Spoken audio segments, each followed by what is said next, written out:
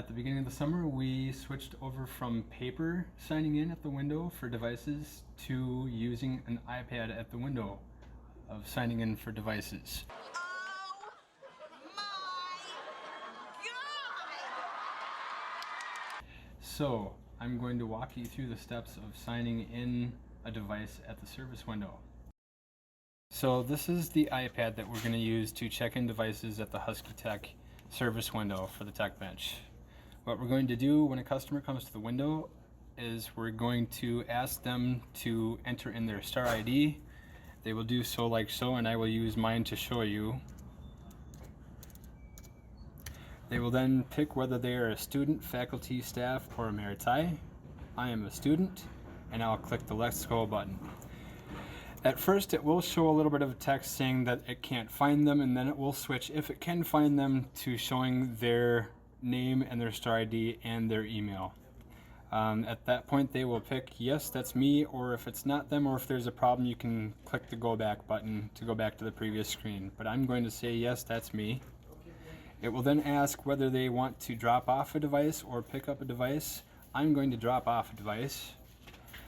At this screen, this is where I'm going to say enter my phone number. So I'm going to enter my phone number.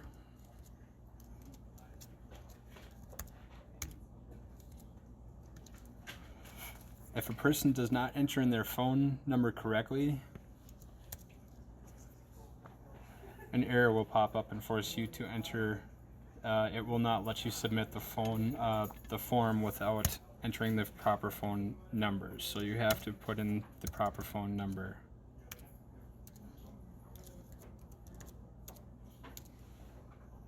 And once I've put in the correct phone number, the error goes away. So now I'm going to describe the problem I'm having with my device. I'm going to say my computer is slow.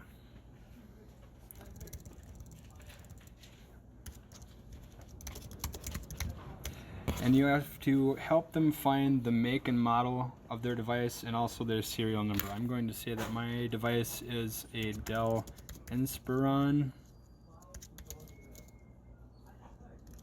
And my serial number, which is what you're going to help them find, is 12345.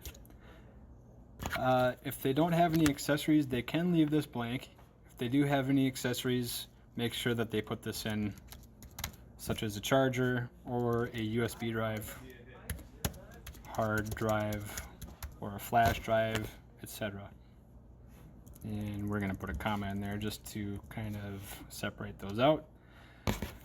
At this point, it says, ask the technician to review the condition of your device and describe it here. This is where you will agree as to the condition of the device with the customer. You will look over it with them.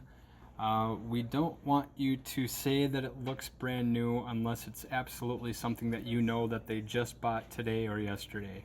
At almost all times, the best that you will put in here is that it's normal wear and tear.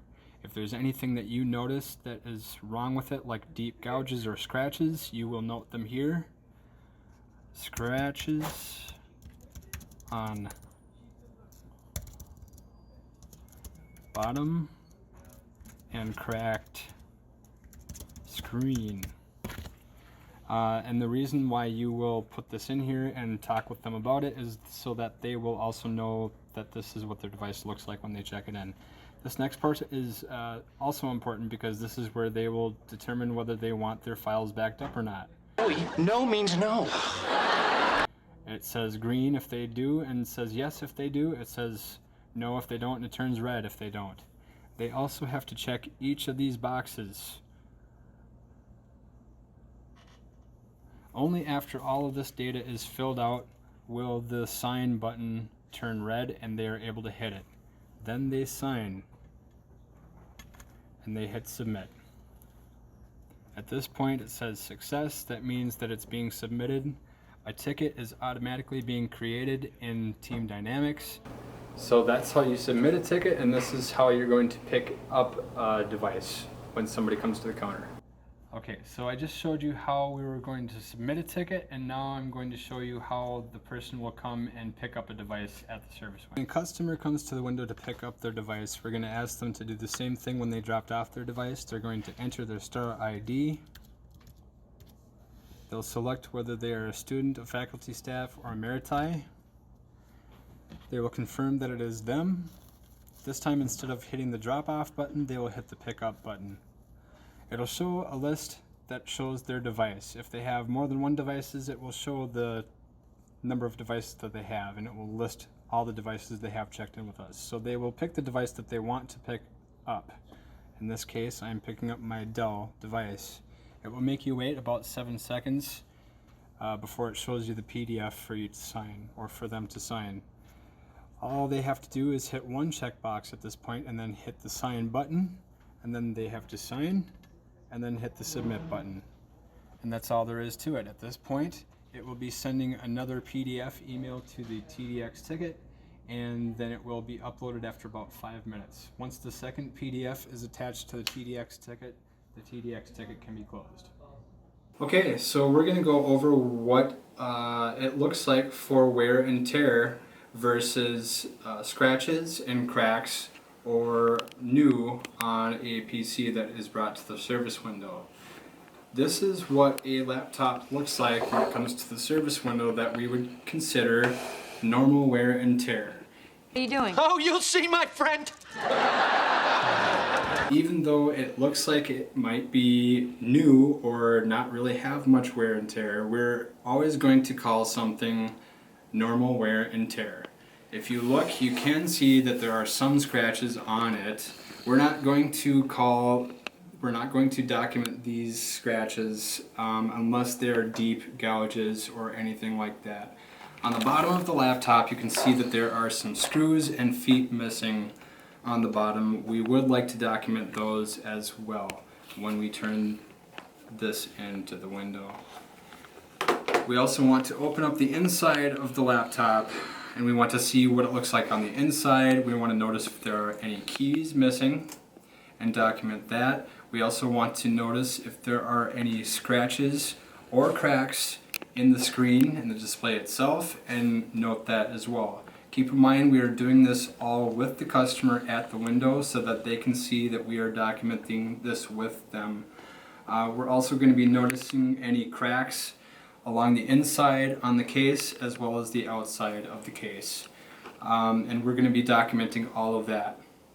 We're going to always be documenting normal wear and tear for anything unless it is something that is brand new that they have purchased in the store with us, or that they can provide documentation or some kind of proof that they had just purchased it and brought it to the store that day or the previous day.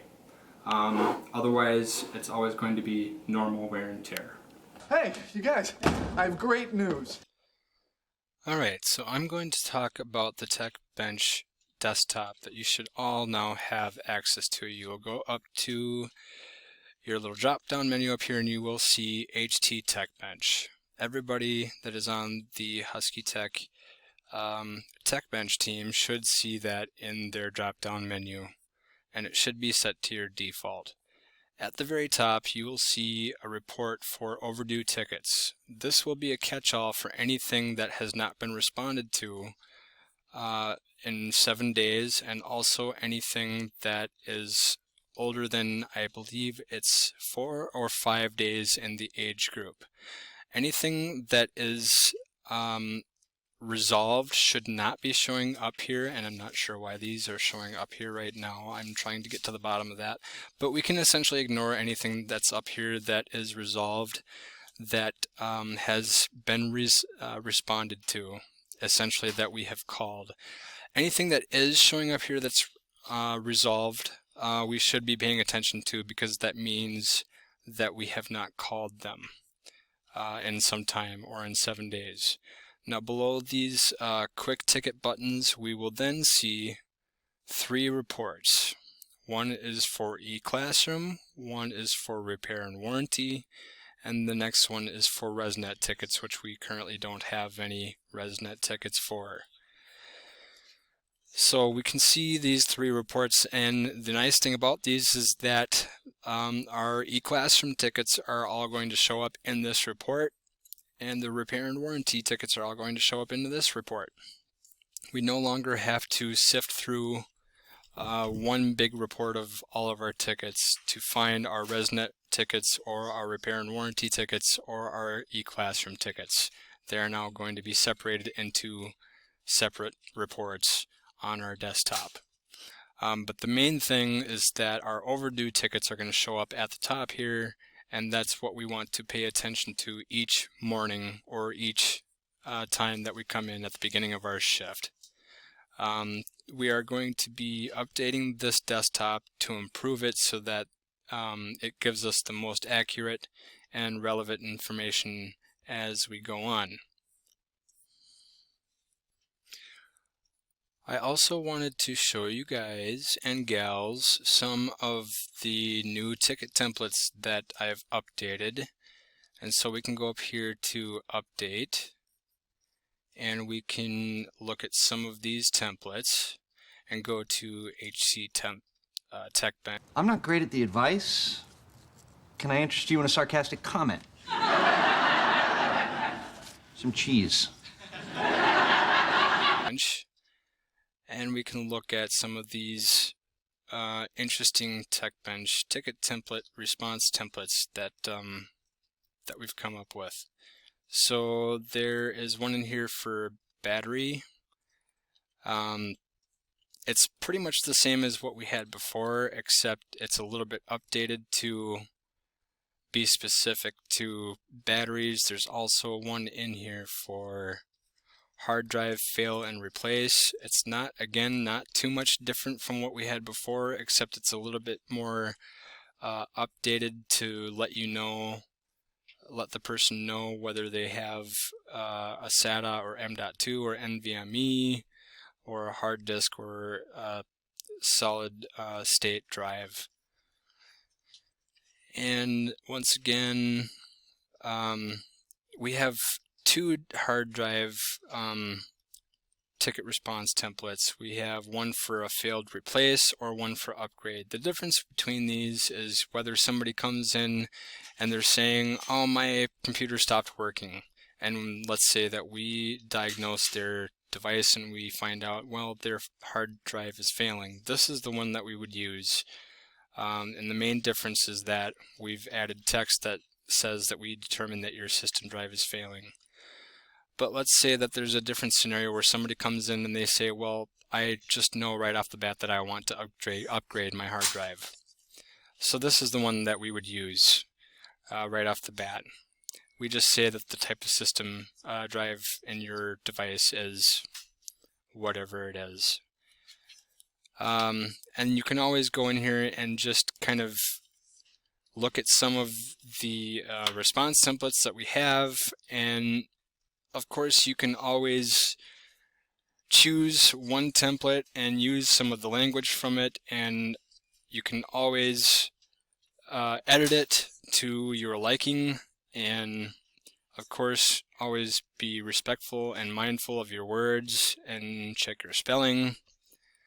And it's important to always use this language at the bottom whenever you're sending out a notification to the customer. And again, always make sure to uncheck this when you are notifying the customer, because if this is checked, even if you notify them, and you always have to make sure that they are in the notify box down here, if this is checked, even if they are down here, and this will tell you, they will not be notified.